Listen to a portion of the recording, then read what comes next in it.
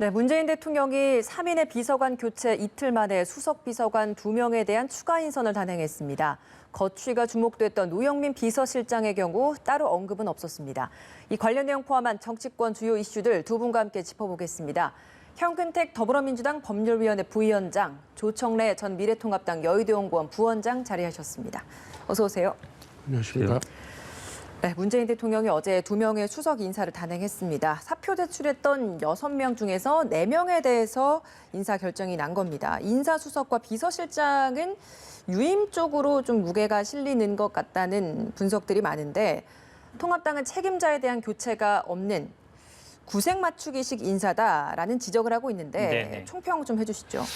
일단 아마 통합당 측에서는 이게 뭐 정책 실패로 인한 교체 쪽에 무게를 뒀던 것 같고요. 아마 청와대 쪽에서는 이 다주택자 논란에 대한 어떤 정책 신뢰성 훼손 이 부분을 해소하는 차원이었던 것 같아요. 그럼 아마 청와대 입장에서는 이게 정책 실패로 아직 보기보다는 다주택자 논란이 많지 않았습니까? 그런 부분을 좀 정리하는 의미가 있었던 것 같고요.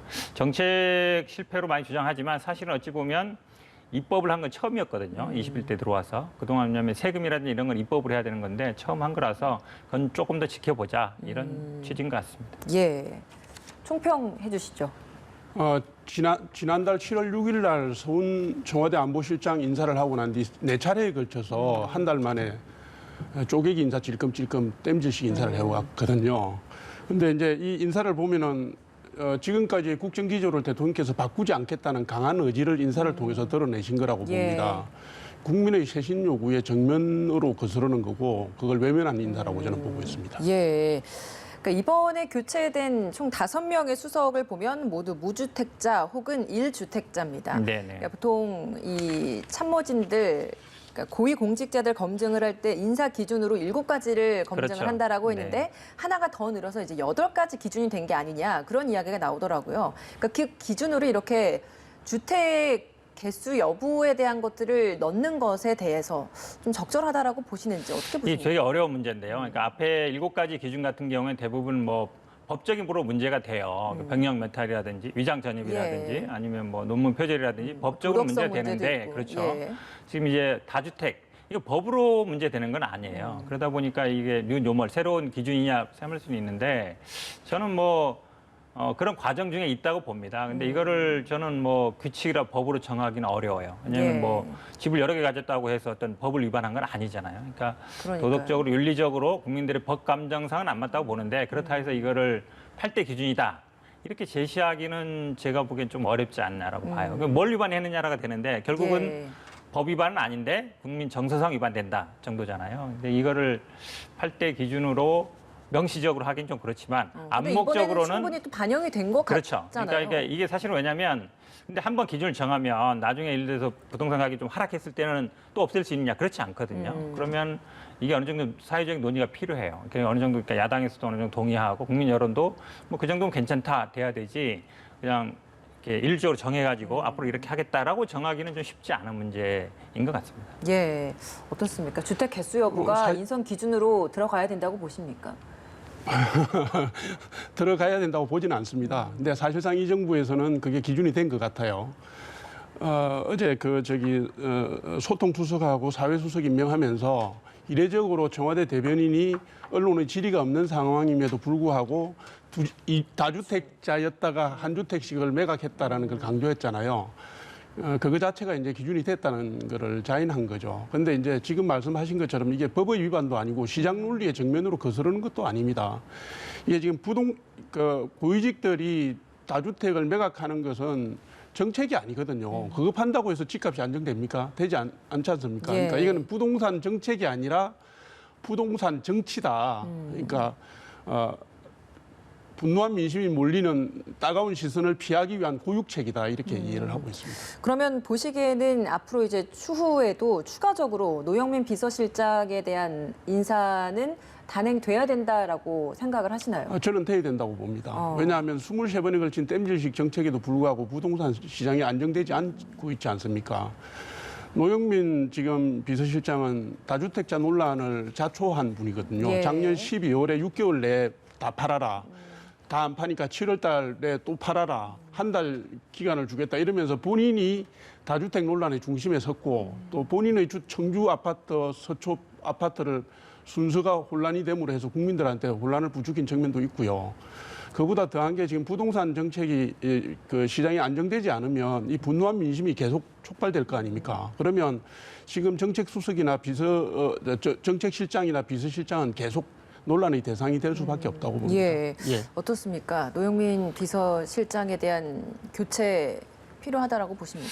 저는 뭐 유임할지 아니면은 뭐 교체를 할지는 뭐 두 가지 가능성이 다 있다고 보는데요. 왜냐하면 뭐 일단 사임 이사를 밝혔기 때문에 그러니까 그때 교체를 안 한 거는 어느 정도 신임을 한 걸로 볼 수는 있을 것 같습니다. 지금 말씀하신 것처럼 이제 부동산 부분에 대해서 논란이 됐던 것도 맞아요. 청주를 파느냐, 뭐 강남을 파느냐 문제가 됐는데 그래도 어쨌든 이 정무적인 판단이 필요한 부분이거든요. 그러니까 정책에 자꾸 이제 정책을 변경하라고 이제 말씀하시는 것 같은데 저는 뭐 이 부동산 정책이 지금 입법한 지도 얼마 안 됐고 시행한 지 이제 몇 달 안 됐거든요. 그렇다 본다 그러면 결과를 지켜볼 필요가 있다고 보고 당장에 제가 보기에 뭐 교체될 가능성은 별로 없지 않냐라고 보고 있습니다. 알겠습니다.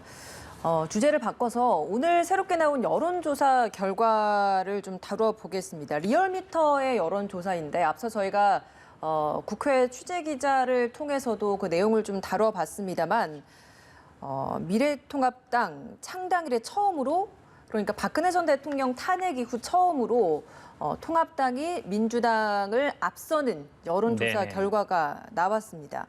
네, 수치를 좀 표를 통해서 좀 보여드리도록 하겠습니다.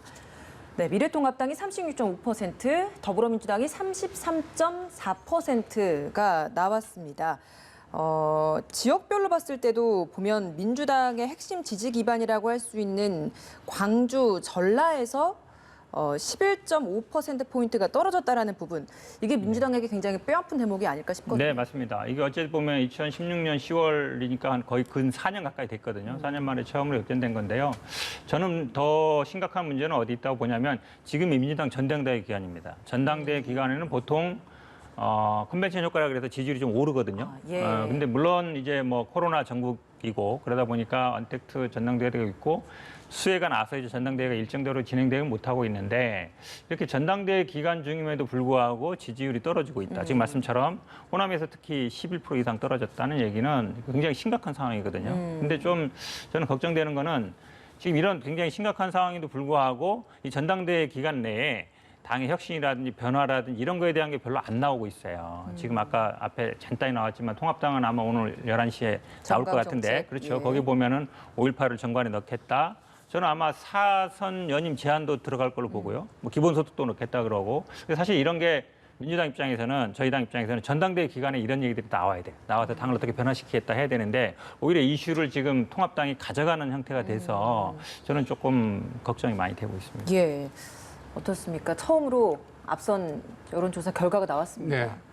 이게 지금 이제 민주당 입장에서는 2006년도에 노무현 대통령 집권 4년 차에 부동산 문제로 인해서 노무현 대통령의 지지도가 10%대까지 떨어졌던 적이 있습니다. 부동산에 대한 가히 트라우마라고 할 만한 그런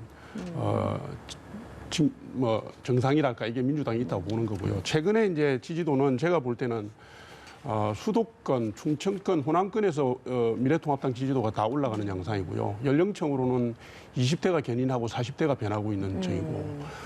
오늘 리얼미터 조사 결과를 보면 저희 입장에서는 가장 주목해야 될 게 중도층 지지율이 예를 들어서 민주당 30.8%대 미래통합당 39.6%로 나왔거든요. 예. 탄핵 이후에 예. 미래통합당은 줄곧 스펙트럼상 왼쪽으로 중도층으로 나아가지 못해서 갇힌 형국이었는데 어찌됐든 최근에 민심의 변화로 인해서 거기에 대한 돌파구가 뚫리고 있어서요. 만약에 미래통합당이 가열찬 혁신을 보여주고 변화하는 성찰의 행보를 한다면은 이 추세는 조금 안정적으로 갈 수도 있겠다 이런 기대를 해봅니다. 그러니까 중도층 지지율이 전주보다 민주당은 0.7%포인트 떨어져서 30.8%가 됐고 통합당은 2.2%포인트가 상승하면서 39.6%가 나오고 있습니다. 격차가 8.8%포인트 정도 되고 있는 것 같습니다. 앞서서 이제 잠시 언급을 해주셨던 통합당도 오늘 새로운 정강 정책을 발표하게 될 것 같고 그리고 통합특위 이런 것들을 또 네네. 구성을 하면서 호남 민심을 좀 끌어안겠다라는 시도도 지금 통합당에서 하고 있는 상황이잖아요. 그러니까 이런 부분에 있어서 지금 호남에서의 지지율이 많이 상실된 상황에서 좀 바짝 긴장해야 될 것 같은데 어떤 좀 앞으로의 좀 추가적인 움직임이 필요하다라고 그렇죠. 보시나요? 이렇게 아마 쉽게 얘기하면 민주당이 그동안 이제 동진 정책을 많이 취해왔는데 대구라든지 아니면 부산에서 지금 이제 통합당이 서진 정책을 취한다는 건 이제 자신감의 표현이에요. 어느 정도 이제 우리가 기반을 만들었다고 싶는 것이고, 그러니까 김종인 비대위원장이 할아버지가 이제 가인 김병로 분이 이제 전북 출신이거든요. 그러다 보니까 본인도 이제 거기에 애정이 있는 것 같은데요. 저희 당 입장에서 사실은 어찌 보면 지금 아마 이제 통합당이 서진 정책은 저는 옳다고 봐요. 왜냐하면 정당이라는 게 한 특정 지역에 있어서는 안 되거든요.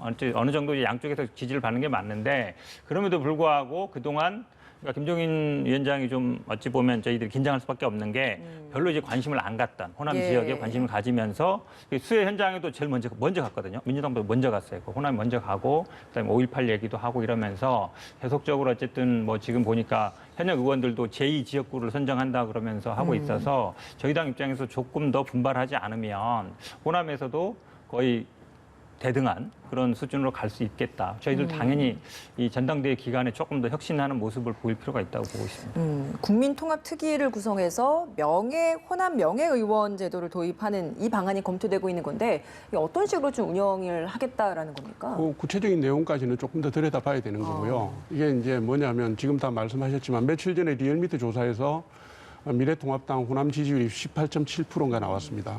박근혜 정부 이전부터 미래통합당은 실질적으로 호남의 두 자리 숫자 지지율을 만들기 위해서 엄청나게 노력을 해왔습니다. 근데 이제 실효를 못 봤던 거죠. 근데 이번에 김종인 비대위원장이 취임하시면서 세 가지 원칙을 세웠거든요.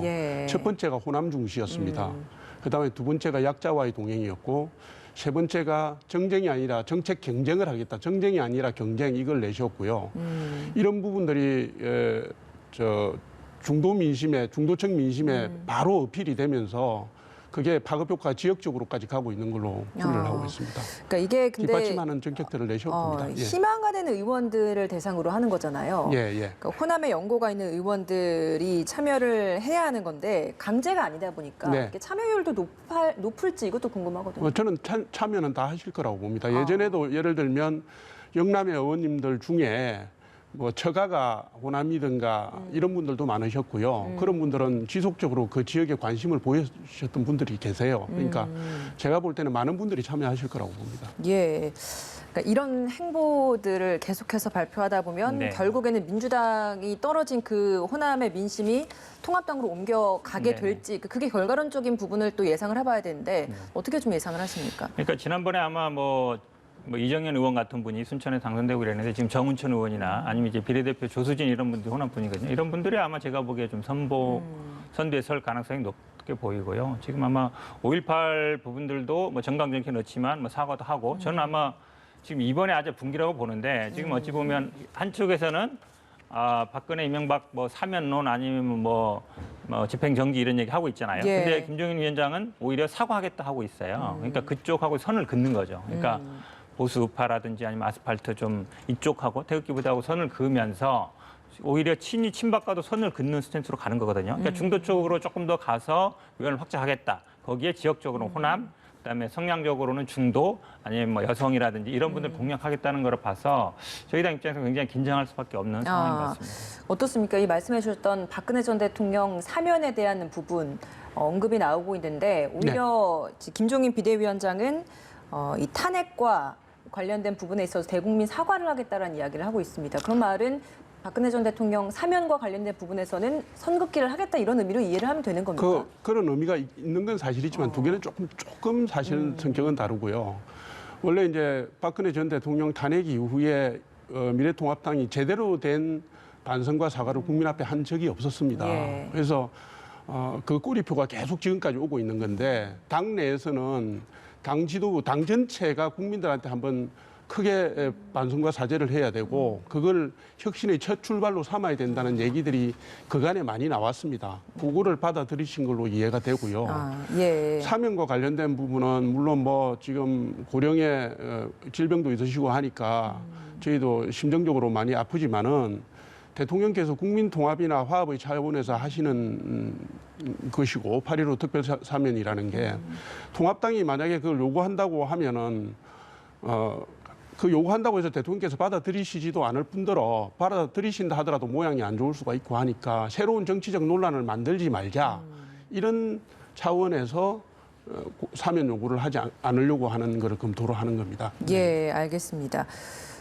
통합당에서 정강 정책에 담는 내용 중에 굉장히 진보적인 내용도 많고 또 하나 눈에 띄는 것 중에 하나가 의원들 사선 연임 금지하는 그 내용도 담겠다라는 부분입니다. 근데 사실 이 내용은 민주당 측에서도 법제화하려는 시도들은 네네. 계속 진행이 되고 있잖아요. 그러니까 이 시점에 이런 이슈가 화두가 된다라는 건 어떤 배경에서 나온 거라고 보세요?